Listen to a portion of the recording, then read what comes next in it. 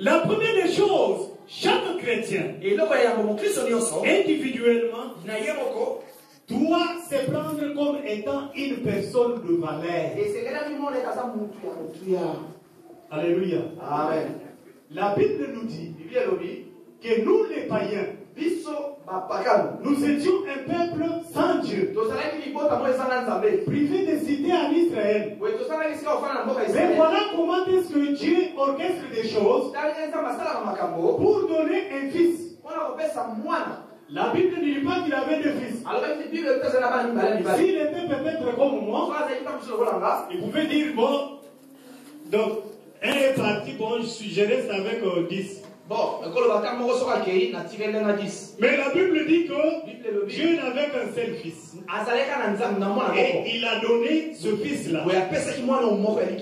Alléluia. Amen. Il n'a pas donné ce fils-là pour nous tous ici. Mais il a donné ce fils-là pour chacun de nous individuellement. Si Jésus était donné à tout le monde, il y aurait peut-être eu des chefs qui pouvaient détenir le monopole sur Jésus. Je me souviens d'un homme de Dieu, Maurice Serilo, lorsque Dieu a commencé à l'utiliser. Il nous a condamnés, nous tous les pasteurs. Il dit, vous tous, vous êtes des voleurs. Vous marchandez au nom de notre Jésus parce que lui, il est juif. Ça, c'est notre Jésus. Pourquoi vous prêchez en son nom?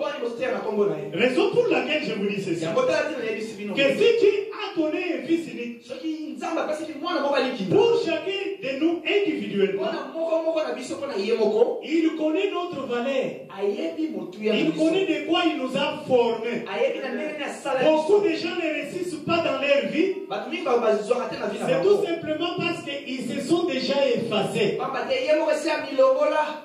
Ça c'est pour les autres. Est-ce que moi je peux être là? La Bible dit que Dieu est capable de te saisir par ta main, de te soutirer de la boue et de mettre à la table avec le roi. Est-ce que vous comprenez ces choses? Il ne faut pas se sous-estimer. Il y a des chrétiens à l'église qui sont toujours fatigués parce qu'ils n'ont pas de la valeur. Ça, c'est déjà un point de départ pour l'échec. Il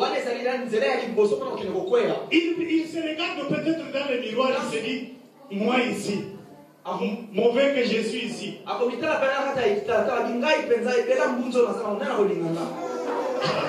Alléluia. Amen. Une fois, je me suis regardé dans le miroir. Je me suis dit, mais quand j'étais en Afrique, j'étais un peu clair. Mais depuis que je suis ici, donc j'étais clair, mais arrivé ici en Europe, le thé que j'avais a vu les plans et il a fui.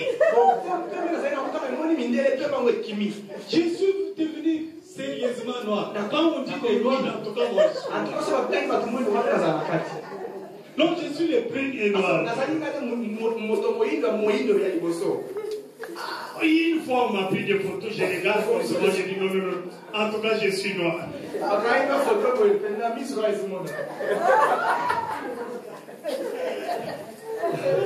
Et je suis allé dans un cold shop quelque part.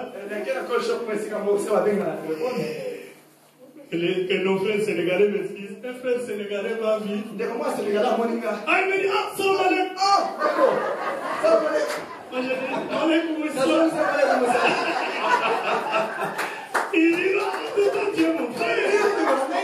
Vous savez comment est-ce qu'il m'a reconnu? C'est pas, il m'a regardé. Non, non, non, ça c'est mon frère. Alléluia. Amen. Mais malgré ça, je suis fier. Hein? Alléluia. Amen.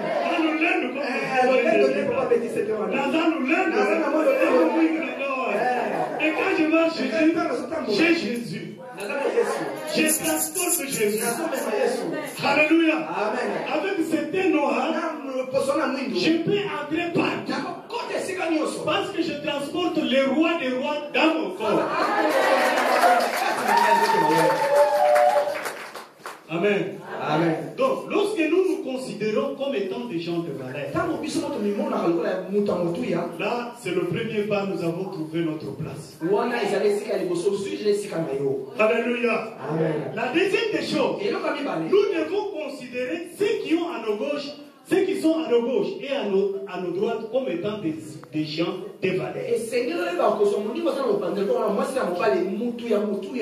Pourquoi nous échouons aujourd'hui en tant qu'Église? C'est parce que, premièrement, nous n'avons pas reconnu notre valeur individuellement. Et deuxièmement, nous ne voulons pas reconnaître nos frères et sœurs en l'Église. Alléluia. Amen. C'est comme d'autres enfants qui, il est né dans une famille. Lui, il envie toujours cette famille-là parce qu'ils ont des moyens.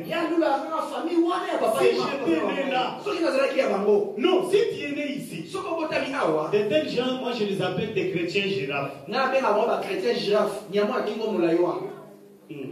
Donc, un girafe, vous pouvez être avec lui ici. Mais comme il a un long cou, pendant que vous réfléchissez sur des choses que vous devez faire ici, lui, il ne fait que contempler ce qui se fait en Belgique. Parce qu'il a un cou très long là, qui lui permet de voir toujours ce qui se fait en Angleterre, ce qui se fait à Krefeld, ce qui se fait à Hambourg. Mais ce qui se fait ici, il n'a pas le temps pour ça. Pourquoi? Parce qu'il a un long cou. Mais nous, chrétiens véritables, nous devons être comme des agneaux. Alléluia. Nous devons nous considérer les uns les autres. C'est ça ce que Paul dit ici. Il dit que si quelqu'un parmi vous ne veut plus considérer les autres, et cette personne-là sache qu'il s'abuse. C'est ça le mot qui est utilisé ici. Est-ce que vous comprenez ces choses? Amen. Et il faut qu'il sache qu'il s'abuse. Parce que ma force à moi, on vient aussi de la force qu'a mon frère. Et si mon frère est fort, automatiquement, moi aussi je deviens fort. Alléluia. Amen. Alléluia. Amen. Donc moi je vous ai dit que j'ai toute une équipe, j'ai tout un état-major à la maison chez moi. Maintenant, chez moi quand il y a des mamans qui donnent du pain là, et peut-être mon épouse n'a pas payé le jour voulu. Et maintenant, elle est fâchée contre elle. Mais aujourd'hui, pasteur va sentir le cœur de je me choque.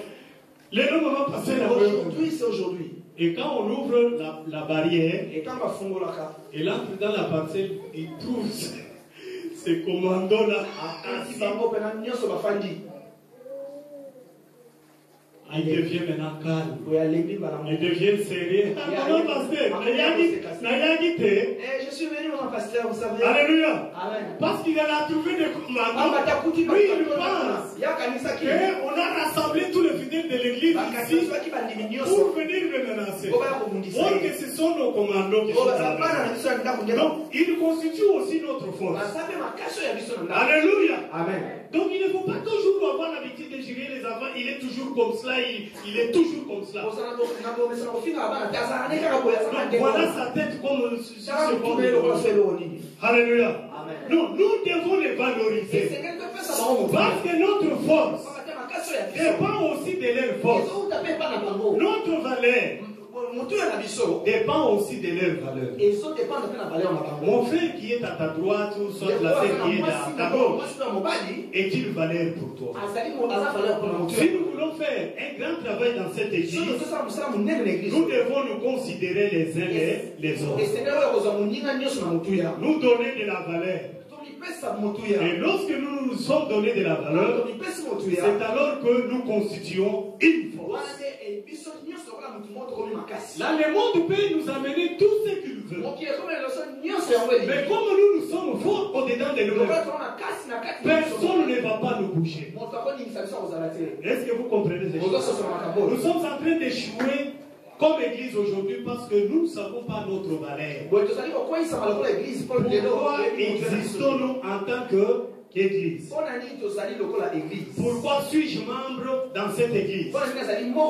Je suis membre dans cette église, c'est pour reconnaître premièrement la valeur que Dieu m'a donnée. Reconnaître la valeur que Dieu a donnée à mes frères et sœurs à l'église. Si je reconnais leur valeur, je ne peux pas les injurier. Je ne peux pas donc faire de chantage à leur nom. Ce sont des gens pour lesquels je vais prier. Et je vais consacrer toute ma vie pour ces gens. Est-ce que vous comprenez ces choses?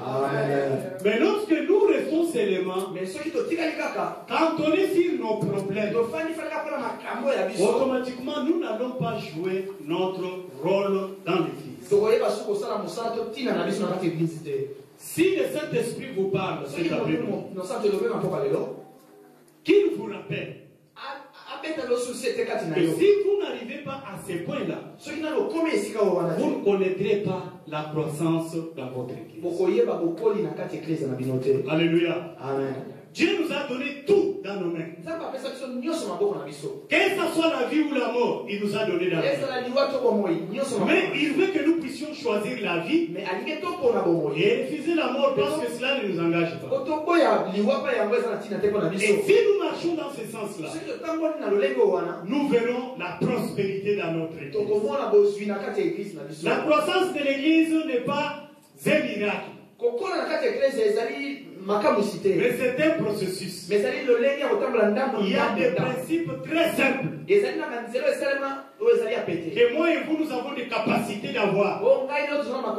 Et en les mettant en pratique, nous allons vivre la croissance. Pour terminer, je vais vous donner un témoignage. Ce témoignage-là, c'est dans Juge chapitre 21. Amen. Amen. Donc, vous êtes en train de comprendre que je réponds à une seule question, de dire pourquoi existons-nous en tant qu'Église par rapport à la mission que l'Église a envers elle-même.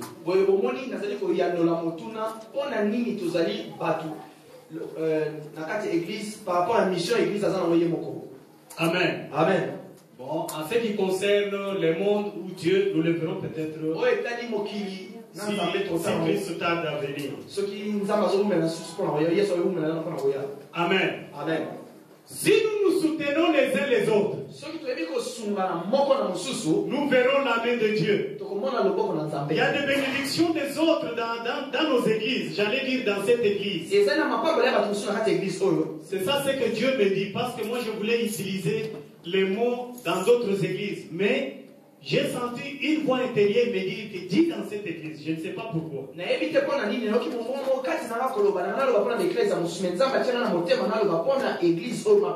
C'est tout simplement parce que nous ne nous soucions pas des problèmes des autres. Alléluia. Amen. Si nous nous posons la question de savoir, depuis le 1er juin jusqu'à aujourd'hui, on est le 26. Pour combien de personnes dans cette église as-tu prié?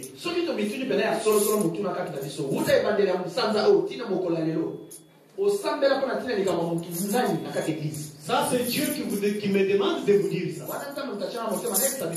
Alléluia. Amen. Raison pour laquelle j'ai pris cette histoire, c'est pour vous faire voir que si nous sommes unis au principe de Dieu, chacun de nous trouvera des solutions à ces problèmes. Ce ne sont pas nos longues prières qui feront que nous puissions avoir des solutions. Mais il y a certaines choses pratiques Si nous devons seulement toucher, qui fera que Dieu puisse déclencher les bénédictions parmi nous. Et ce que nous voyons nous aujourd'hui comme étant bénédiction, ce n'est pas la bénédiction que Dieu nous réserve. Le Seigneur me dit de vous dire ça. Que ce que toi tu vois comme étant une bénédiction, tu n'es pas encore arrivé là où Dieu t'a destiné. Respecte ces choses, tu verras la gloire de Dieu. Alléluia. Amen. Dieu nous a appelés à réussir les uns les autres. Dans Juge, qu'est-ce qu'il y a eu? La tribu de Benjamin s'était mécomportée. Maintenant, les 11 tribus s'étaient alignées contre la tribu de Juda. Maintenant, ils ont pris une décision pour dire que nous n'allons pas leur donner des femmes. Parce que si nous leur donnons des femmes, ils vont se multiplier et ils vont toujours continuer à exister. Et ils sont restés comme cela.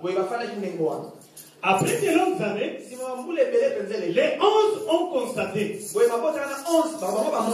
que Juda est en train de se perdre.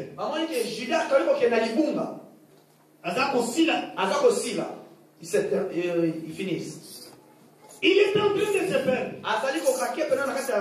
Pourquoi? Parce qu'il n'y a pas la reproduction. Nous leur avons refusé les femmes. Comment est-ce qu'ils peuvent se reproduire?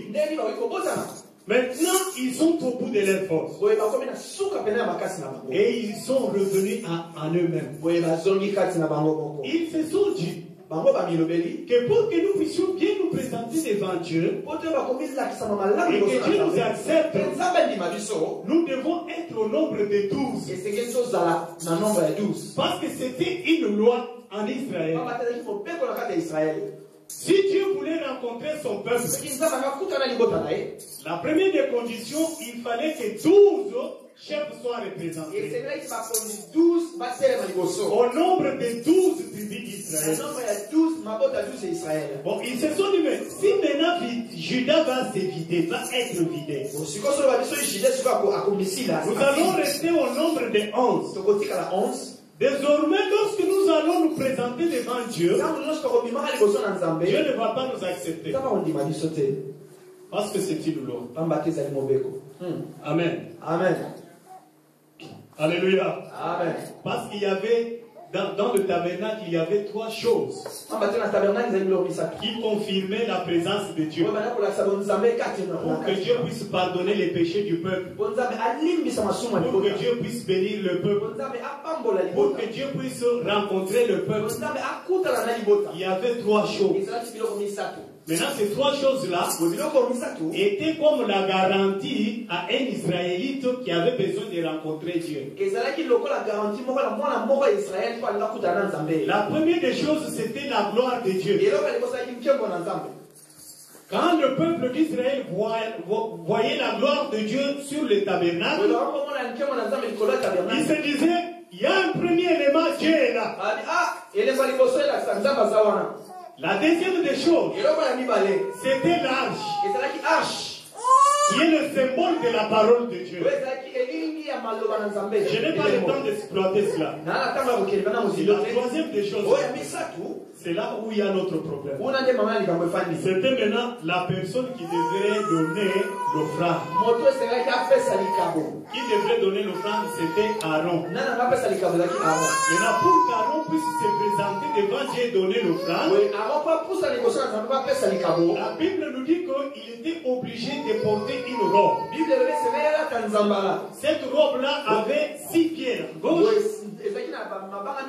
à gauche et 6 pierres à droite. 6 plus 6, ça fait 12. Et lorsqu'il se tenait comme cela, c'était un message qu'il adressait à Dieu. C'était pour dire à Dieu, Seigneur, voilà combien je porte le fardeau de ton peuple devant toi. kilo ya poto no liboso na Et yo. Dieu comptait c'était 12. Nzambe ba ko tanga ezalaki 12. Il dit, il reste encore une chose. Tiki so eloko moko. Il avait encore 12 pieds Azali so mabanga 12. sur sa poitrine. Na toro na ye. Au nombre de 12 tribus d'Israël. Na 12 tribus d'Israël. Là maintenant, c'était encore un message. Wana peso ezalaki message. Pour dire à Dieu, Seigneur, Wana lo na nkolo. je ne porte pas seulement le fardeau sur mes épaules, Na so me makaka ba fardeau na mapeka. mais je porte aussi ton peuple dans mon cœur. Na meli peso libota na yo na motema na ngai. Je me soucie